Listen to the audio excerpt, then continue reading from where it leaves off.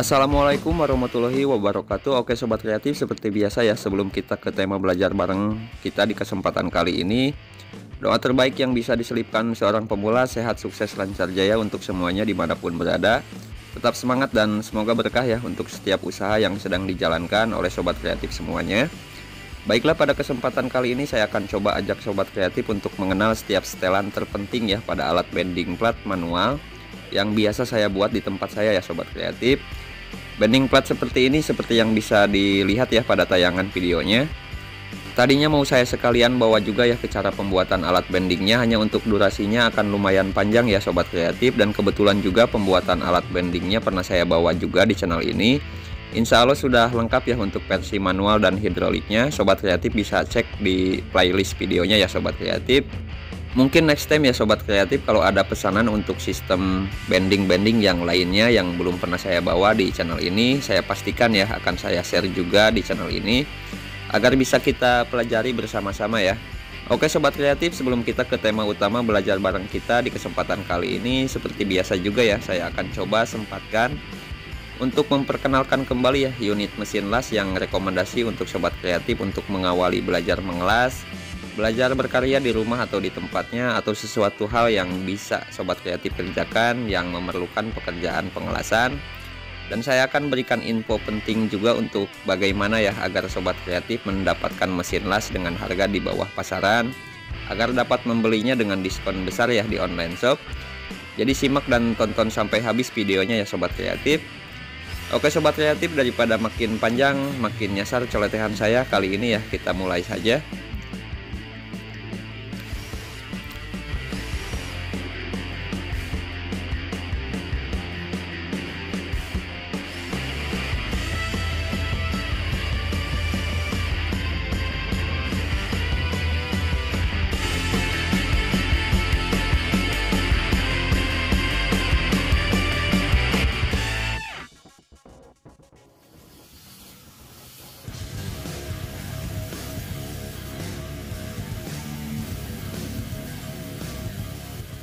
Oke, dan baiklah sobat kreatif, yang tepat di hadapan saya ini adalah mesin las keluaran Eropa ya, yang sekarang sedang naik daun di Indonesia. Mesin las Jerman dengan merek Beckham ya, MMA 120 ampere. Mesin las ini juga sudah lengkap ya untuk versi MMA nya, ada yang 120 ampere seperti yang akan kita bahas di kesempatan kali ini. Ada juga yang 160 ampere, 200 ampere juga ada ya.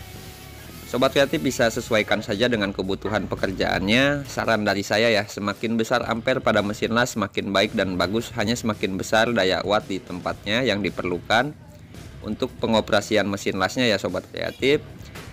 Baiklah, dan dalam kemasan pembelian mesin las ini pastinya tidak jauh beda ya dengan isi tiap kemasan mesin las MMA. Di kemasan mesin las ini ada stang las, selalu ada klem massa, terus ada unit mesin las. Untuk selanjutnya ada buku panduan dan juga garansi ya sobat kreatif. Yang tidak ada di kemasan mesin las ini, kalau kita sering lihat isi kemasan pada mesin las, yaitu tidak adanya kawat las untuk uji coba ya. Biasanya ada beberapa biji gitu ya sobat kreatif. Terus tidak adanya topeng las, kacamata atau sejenisnya, juga tidak adanya palu terak atau sikat kawat ya.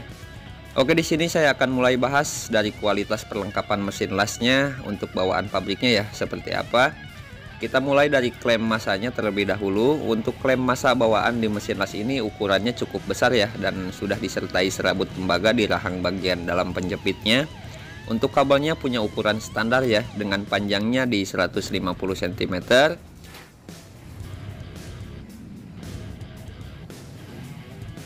Sekarang kita ke bagian stang las bawaannya. Untuk stang las di bawaan mesin las Beckham 120 ampere ini di atas standar bawaan mesin las pada umumnya ya sobat kreatif, sudah menggunakan stang las berkapasitas 800 ampere. Biasanya kalau bawaan mesin las kan hanya pakai stang las KB 200 ya untuk umumnya di mesin las 120 ampere. Dan yang perlu kita ketahui, stang las dengan kapasitas besar seperti ini sangat rekomendasi ya untuk pengelasan jarak panjang, pengelasan rutin, atau pengelasan dengan media tebal ya, karena stang las dengan kapasitas besar seperti ini tidak mudah panas ya sobat kreatif, meski pakai elektroda ukuran 3,2 mm dengan ampere besar juga ya. Dan saya pernah bahas juga kalau gak salah untuk pemilihan kualitas pada stang las. Sobat kreatif bisa cek sendiri ya penjelasan lengkapnya. Dan saya lihat juga di sini ya, bagian dalam stang lasnya memang sudah sesuai dengan kapasitas yang diperlukan di 800 ampere, berbahan full lempengan kuningan seperti ini ya. Dan stang las ini cukup berat ya sobat kreatif. Oke, untuk kabel bawaan stang lasnya mempunyai panjang sama ya, yaitu di 150 cm.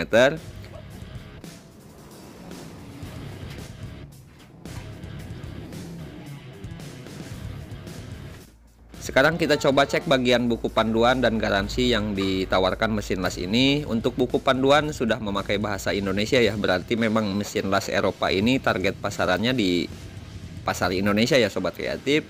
Jadi setiap fitur, desain dan kelengkapannya sudah didesain agar cocok dipakai para seniman las di Indonesia, dan cukup lengkap juga ya untuk isi dalam buku panduannya. Kita bisa lihat di sini ya. Ada juga kapasitas atau rekomendasi elektroda yang bisa dipakai di mesin las 120 ampere ini, yaitu dari 1,6 mm sampai 3,2 mm ya untuk elektrodanya. Jadi tidak direkomendasikan untuk memakai kawat las atau elektroda yang ukuran 4 mm atau 5 mm elektrodanya ya sobat kreatif. Karena ampere di mesin las ini tidak sampai di 180 ampere atau 250 ampere. Untuk cabang atau service centernya mesin las ini di buku panduan ini bisa kita lihat juga ya, sudah terbesar hampir di seluruh kota-kota besar di Indonesia seperti Jakarta, Bandung, Surabaya dan lain-lain ya sobat kreatif. Jadi kita sudah mudah ya untuk bisa mendapatkan mesin las ini, atau hanya sekedar untuk menanyakan beberapa keperluan dari mesin las Beckham ini ya sobat kreatif. Untuk garansi di mesin las ini seperti pada umumnya ya, seperti biasa ya, untuk syarat dan ketentuannya berlaku. Garansi 1 tahun suku cadangnya dan servis gratis ya, itu pun yang disebabkan harus dari kesalahan masa pembuatannya. Untuk garansi kedua berlaku seumur hidup ya sobat kreatif, untuk biaya ongkos jasa servisnya gratis juga ya.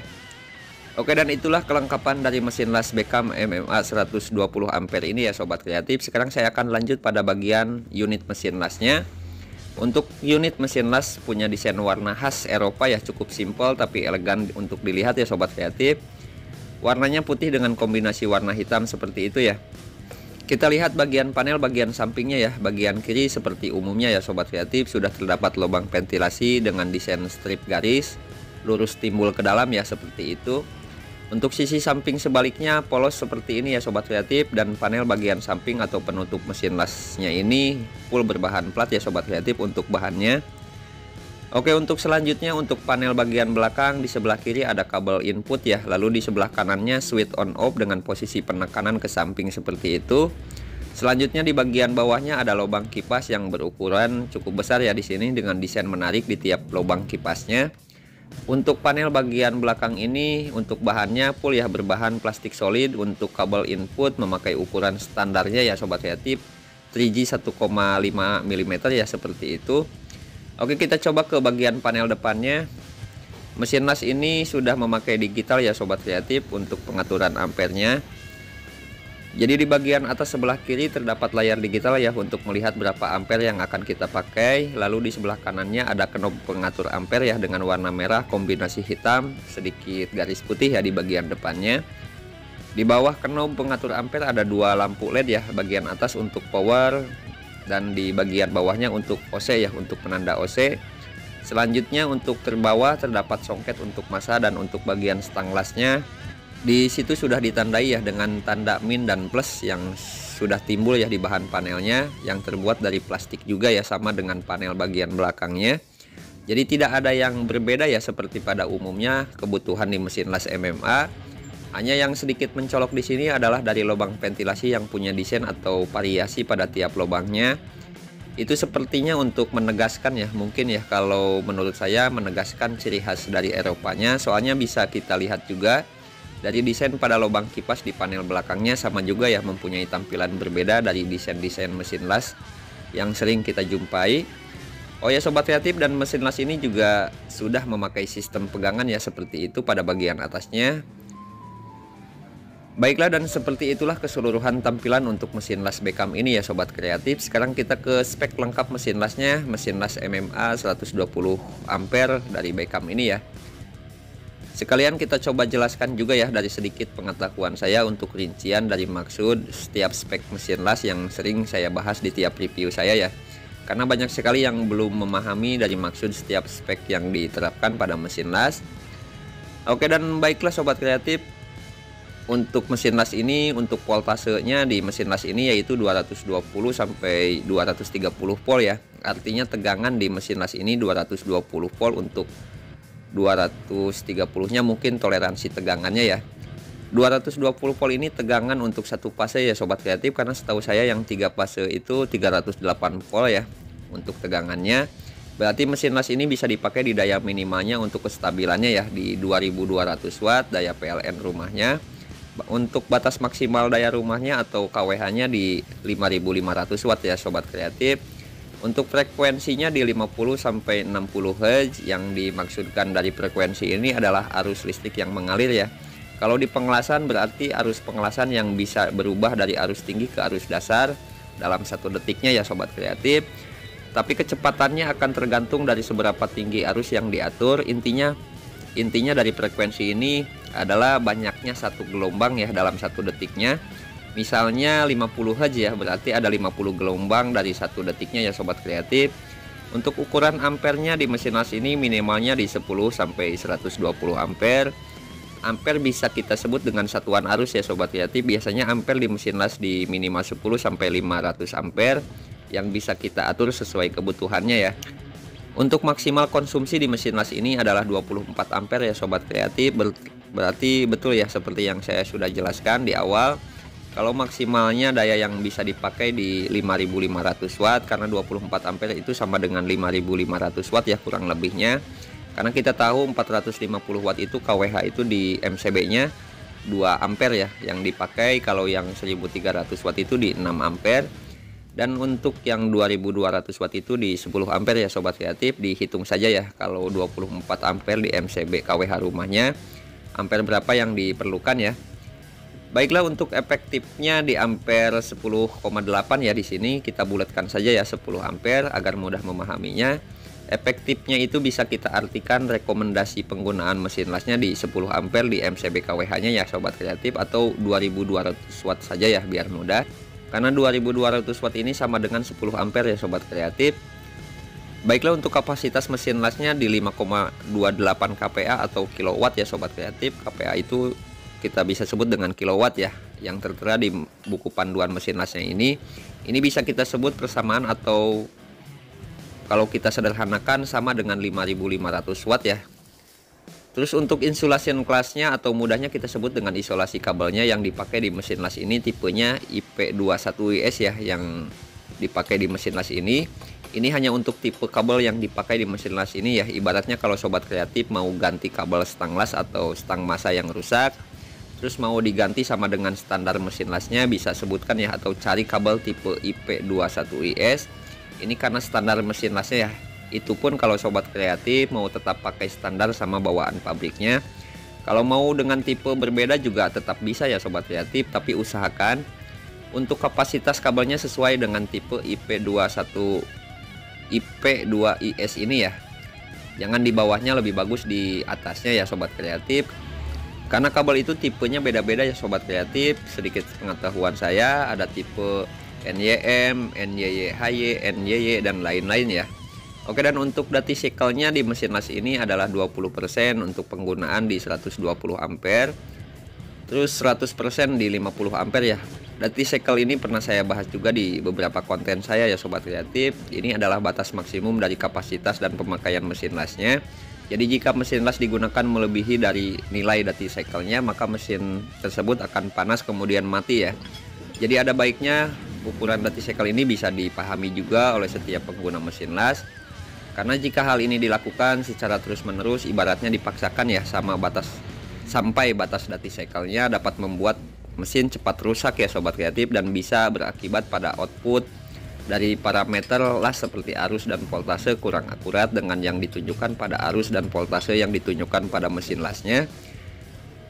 Mudah-mudahan bisa dipahami ya sobat kreatif. Biasanya sedikit pengetahuan saya, setiap mesin las mempunyai kapasitas maksimalnya bermacam-macam ya. Ada yang 40%, ada yang 60%, lalu ada juga yang 100% dan lainnya ya.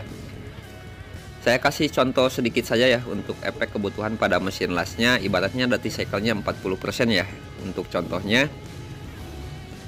Untuk dati cycle-nya 40% di pemakaian 200 ampere ibaratnya ya. Berarti mesin las dapat digunakan maksimal selama 4 menit secara kontinu ya, dengan pemakaian arusnya 200 ampere dan 6 menit waktu istirahatnya ya.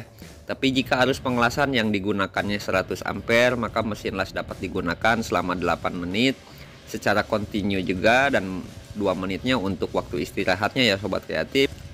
Itu berarti dati cycle mesin lasnya sebesar 80% ya, karena tidak pakai pada arus maksimal yaitu 200 ampere. Jika sobat kreatif masih bingung, bisa cek ya video saya sebelumnya untuk pembahasan dati cycle pada mesin las. Jadi sederhananya ya, batas pengaman ya sobat kreatif dati cycle ini pengelasan terus tanpa jeda. Yang oper akan buat mesin las mati otomatis untuk menjeda ya, mendinginkan mesin lasnya seperti semula ya, dengan mematikannya secara otomatis. Tapi baiknya ini jangan dilakukan sampai mesin lasnya mati seperti itu ya, mati sendiri seperti itu ya sobat kreatif. Meskipun sudah ada dati cycle-nya, karena sedikit efeknya seperti yang sudah saya bilang tadi ya. Oke, di mesin las ini untuk rekomendasi kawat las yang bisa dipakai dari ukuran terkecilnya 1,6 mm tadi saya sudah jelaskan ya, dan terbesarnya di 3,2 mm untuk rekomendasi kawat lasnya yang bisa dipakai di mesin las ini ya sobat kreatif. Jadi jangan pakai yang ukuran seperti 4 mm seperti itu, karena pengapiannya jelas tidak akan stabil ya. Semakin besar elektroda yang dipakai, maka semakin besar juga arus atau ampere yang dibutuhkan.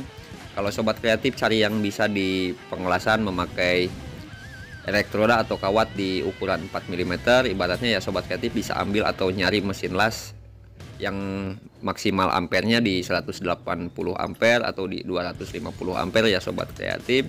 Oke sobat kreatif, mungkin hal ini untuk keseluruhan pengertian pada spek mesin las tidak terlalu harus dipahami ya oleh para seniman, tapi ada beberapa yang perlu dipahami juga oleh para seniman las ya, seperti dati cycle-nya, ukuran rekomendasi kawat dan lain-lain ya, tipe kabelnya juga ya.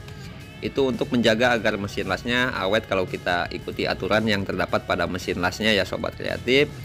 Untuk selebihnya pengertian voltase, frekuensi dan lain-lain itu mungkin akan lebih cocok dipahami sama orang-orang yang sedang mendalami ilmu pengetahuan seputar elektronika ya, seperti itu ya sobat kreatif. Tapi tidak ada salahnya juga ya kita sebagai seniman las, meskipun bukan sebagai elektronik, meskipun tidak paham secara mendalam juga ya, tapi sedikitnya kita bisa paham setiap pemaksudannya ya sobat kreatif.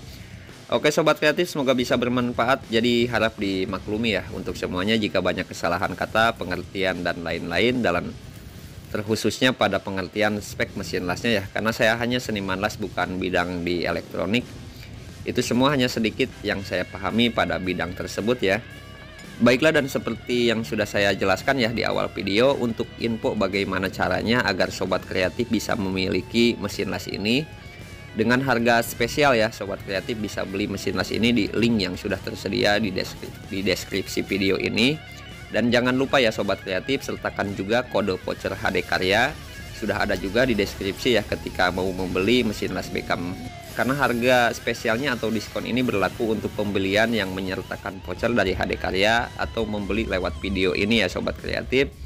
Oke sobat kreatif, jadi sudah jelas ya, mesin las ini meski bisa dipakai di 900 watt tapi tidak rekomendasi ya menurut saya, karena meskipun bisa tentunya di ampere tertentu dan tidak akan bagus juga buat mesin lasnya, karena spek yang sudah dijelaskan efektifnya di 10,8 ampere ya MCB kWh nya atau 2200 watt.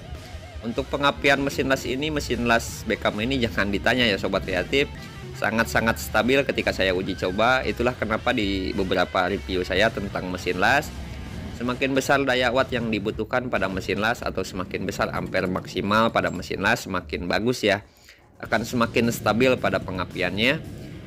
Baiklah sobat kreatif, sekarang kita langsung saja ya ke tema utama belajar bareng kita kali ini, untuk mengetahui beberapa penerapan setelan pada alat bending plat manual dan mengetahui setiap fungsi setelan yang terdapat di alatnya ya.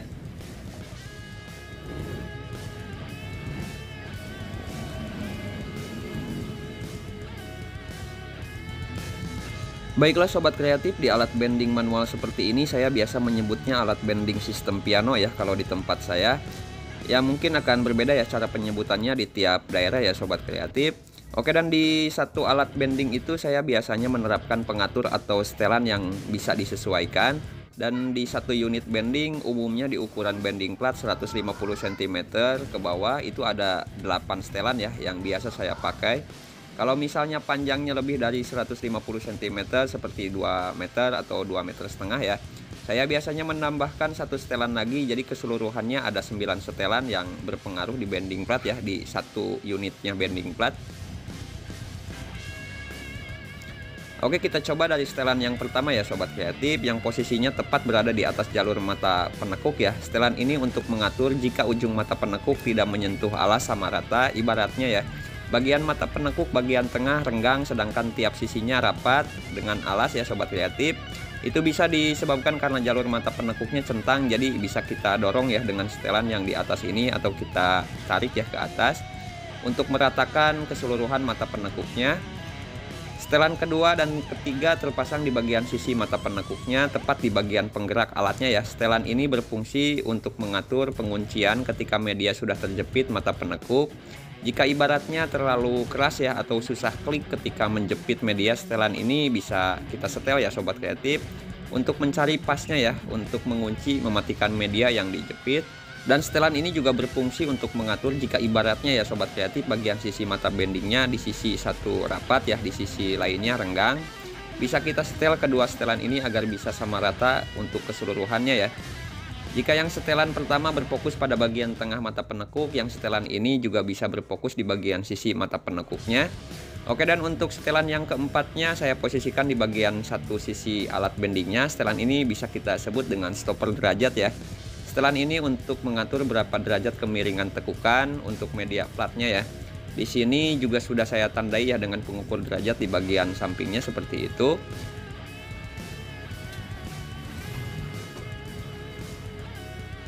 Kita lanjut ke setelan kelima ya. Setelan yang saya posisikan di bagian terbawah dengan posisi di bagian tengah alatnya, dan setelan ini adalah setelan untuk mengatur jika terjadinya alas penekuk dan alas utama tidak rata atau tidak sejajar ya, yang disebabkan centangnya alas ketika pengetrepan alatnya. Setelan kelima ini hanya berfokus di bagian titik tengah untuk alas penekuknya ya sobat kreatif. Adapun setelan ke-6 itu tepat di belakangnya yang ini ya, yang berfokus pada titik tengah jalur alas utamanya. Pemaksudannya sama saja ya, untuk mengatur alas penekuk dan alas utama agar sama rata, karena kita tidak tahu mana yang centang, apakah di jalur penekuk atau di jalur alas utama. Jadi kita memerlukan penerapan setelan ini di kedua jalurnya ya sobat kreatif. Baiklah, untuk setelan ke-7 ada di posisi bentangan jalur atas, hanya posisinya mendorong ke depan ya seperti itu. Jika setelan yang di atas untuk menyamakan keseluruhan mata penekuk dengan alas, setelan ini berfokus di titik tengah jalur atas ya, untuk mendorong atau menarik untuk mensejajarkan ujung mata penekuk agar sama rata ya sobat kreatif untuk keseluruhan mata penekuk dengan jalur penekuknya ya. Jadi bukan mendorong ke bawah ya seperti setelan di atasnya, melainkan untuk mendorong ke depan atau menariknya ke belakang untuk menyesuaikan jalur mata penekuk selaras dengan sudut penekukannya. Bisa dipahami ya sobat kreatif. Terus untuk yang di bawahnya itu setelan yang berfungsi sama dengan yang di bagian atasnya ya, yaitu untuk mendorong dan menarik alas, hanya berbeda posisi ya sobat kreatif. Beda posisinya saja, kalau yang atas untuk menyetel agar ujung mata penekuk sama rata dengan sudut alas, sedangkan yang bawah ini untuk menyetel jalur alas utama ya, agar posisi sudut alas sama rata dengan sudut penekuknya ya sobat kreatif. Oke, terus untuk jalur ke-9 yang dikhususkan untuk bending dengan ukuran di atas 150 cm, berposisi di mana ya? Setelan terakhir ini saya pasang dengan fungsi dan posisi sama dengan setelan di jalur atas, tapi untuk setelan ini dipasang di bagian jalur penekuk, tepat di bagian sampingnya seperti ini ya. Yang difungsikan sama untuk mendorong dan menarik mata penekuk jika terjadinya centang di bagian tengah jalur penekuknya, dengan alas jadi agar pertemuan sudut antara alas penekuk dan alas utama bisa tetap sejajar ya, seperti itu ya sobat kreatif. Kenapa saya pasang di bending plat yang berukuran di atas 150 cm? Untuk penjelasannya, karena setahu saya semakin panjang bending plat yang dibuat semakin rentan ya centangnya keseluruhan jalur, karena besarnya bentangan atau jarak dengan bagian sisinya. Karena bending plat seperti ini hanya mengandalkan kekuatan engsel saja ya pada bagian sisinya. Semoga bisa dipahami ya. Jadi teorinya atau simpelnya ya, semakin panjang bentangan pada alat bending plat manual seperti ini, semakin kecil juga ya kekuatan untuk penekukannya, karena bagian tengahnya semakin lentur ya sobat kreatif. Tapi bukan tidak bisa dibuat ya agar bentangannya lebih kuat. Hanya dari segi harga, bahan dan lain-lain yang harus di-upgrade lebih besar ya, akan over di budget juga ya sobat kreatif. dan akan berselisih sedikit dengan sistem hidrolik atau sistem press. Logikanya yang akan dikonsumsi di pasaran daripada kita buat bending plat manual dengan kebutuhan penekuk terbatas, terfokus di penekukan plat tipis seperti 2 mili, 1,5 mm ke bawah dengan harga tinggi, kan lebih baik pakai yang hidrolik ya sobat kreatif, dengan harga tinggi juga tapi hasilnya penekukannya lebih presisi dan kebutuhan penekukan lebih besar ya. Itu sedikit logikanya ya sobat kreatif, tapi jika sobat kreatif mau bikin dengan versi manual seperti yang saya sebutkan barusan, itu tidak akan terlalu berlaku ya, karena kepuasannya yang dicari. Teori ini hanya akan berlaku untuk penjual dan konsumennya ya sobat kreatif. Oke sobat kreatif, semoga sedikitnya dari apa yang bisa saya bagikan di kesempatan kali ini bisa jadi nilai manfaat yang besar untuk semuanya. Maaf dari setiap uraian yang sulit dipahami, setiap pemilihan kata yang malah buat ngantuk dan menguras kuota sobat kreatif dari durasi yang disuguhkan di kesempatan kali ini. Tapi ya itulah, untuk membahas hal-hal seperti ini terlebih di pengetahuan dan lain-lain, mungkin durasi 1 jam 2 jam tidak akan pernah cukup kalau kita gali lebih dalam ya sobat kreatif. Di sini saya hanya berusaha menjalankan tugas yang semestinya untuk agar apa yang saya coba bagikan tidak jadi resiko merugikan ya di kemudian hari buat saya dan juga buat sobat kreatif semuanya. Karena sudah memberikan suatu tontonan dan pengetahuan yang sama sekali tidak ada manfaatnya. Bukankah apa yang kita tuai itu yang akan kita petik ya di kemudian hari? Jadi tetap semangat untuk semuanya. Dari sedikit manfaat yang bisa kita berikan buat orang lain, insya Allah ya itu yang akan menjamin setiap kelancaran dan manfaat buat kita ke depannya. Assalamualaikum warahmatullahi wabarakatuh.